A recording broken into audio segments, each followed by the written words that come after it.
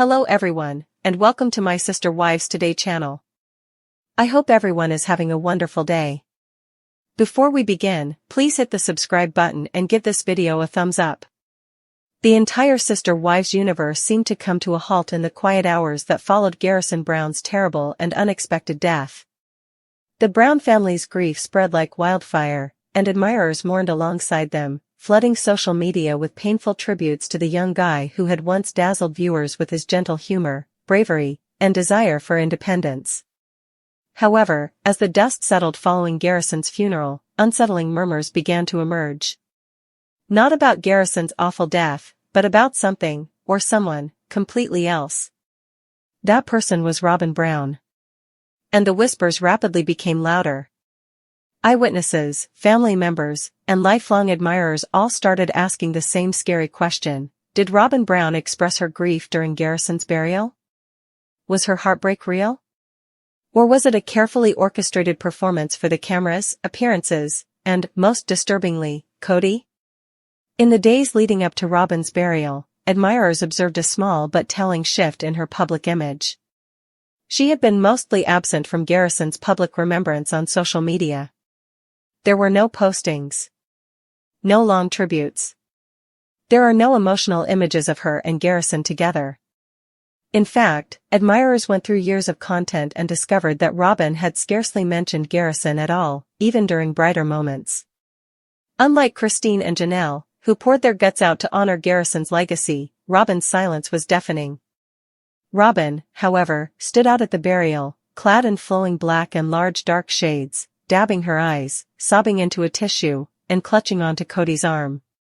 Some mourners found her conduct strange, not because she was grieving, but because the feelings seemed manufactured, calculated, performed. And as more people paid notice, fractures began to appear in what should have been a private and meaningful goodbye. Several attendees at the private ceremony described Robyn's mood as exaggerated and awkward. One insider, speaking on the condition of anonymity, stated, "It felt like she was crying louder than everyone else, including Janelle. But it was not natural. It was as if she needed everyone to know how sad she was." Another characterized her as nearly out of place, as if she had entered a stage, ready for the spotlight, rather than a sad family gathering. It didn't help that TLC cameras were apparently present. While the burial itself was not videotaped directly, crew members were present over the weekend to document the family's grieving process. Was Robyn aware of this? Was she aware she would be seen? And did she purposefully magnify her anguish for the cameras, Cody, or her own image? The accusation that Robyn's grieving was theatrical is sad, but it is not without precedent. For years, Sister Wives watchers have accused Robyn of playing the victim, manipulating Cody with tears, and meticulously building her narrative in front of the camera. Robyn's emotional displays have long been called into question, whether it was the iconic tissue-clutching monologues, the dramatic reactions to family problems, or her continuous portrayal of herself as misunderstood. And many people believe that pattern was replicated at Garrison's funeral, this time in an almost inexcusable setting.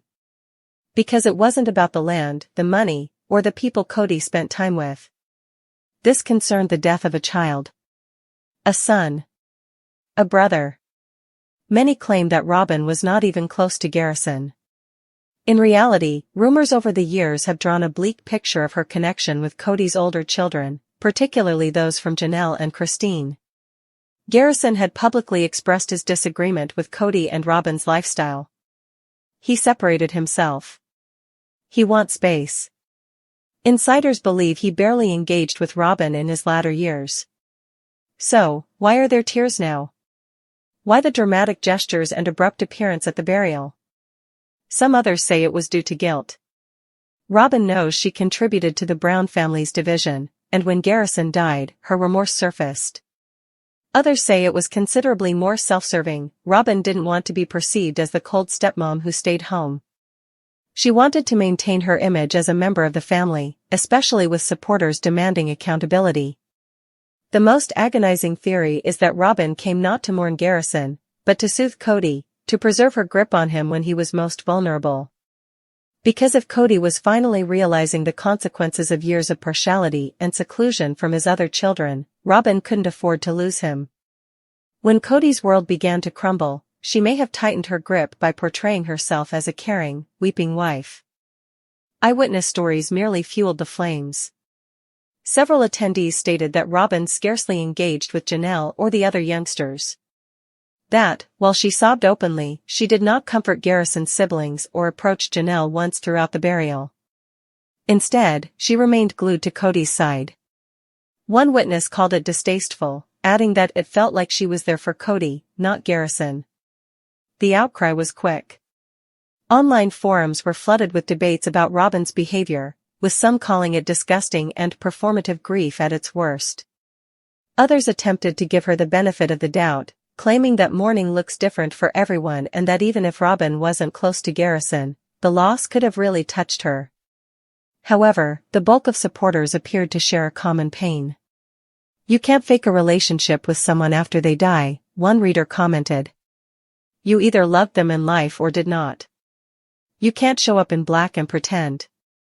Perhaps the most damaging piece of information came from a family member, who claimed that Robyn did not want to attend the burial at all. That she had originally resisted, claiming she was not emotionally prepared. But when she understood Cody anticipated her there, and that the public was watching, she changed her mind. "She knows how to read a room," the source added. And she knew she couldn't afford to look like she didn't care. If true, it creates a tragic image. One where looks were more important than authenticity. One in which mourning was treated as a costume rather than a serious pain. And the saddest part? Garrison isn't here to tell whether he would have preferred her presence or not. As time passes and the Brown family attempts to recover, concerns remain. Will Robyn confront the accusations? Will she open up about her relationship, or lack thereof, with Garrison? Will TLC incorporate video of her in the forthcoming season, and if so, will it appear genuine or staged? More importantly, how is Cody feeling? Is he starting to see through the performance? Or is he still clinging to the one wife who stayed while the others left? According to several insiders, this could have been a turning point for him. That Garrison's death broke the facade he had made around Robyn, forcing him to confront years of neglect, favoritism, and fractured relationships. Others claim he's doubling down, blaming himself, and relying even more on Robyn for emotional support. In any case, the family dynamic has been permanently altered.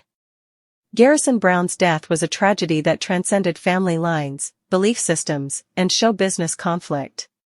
He was a young man battling in silence, a victim not only of personal demons but also of a severely fragmented family system. His life and death deserved authenticity, reflection, and harmony. Only Robyn knows whether her anguish was genuine or not.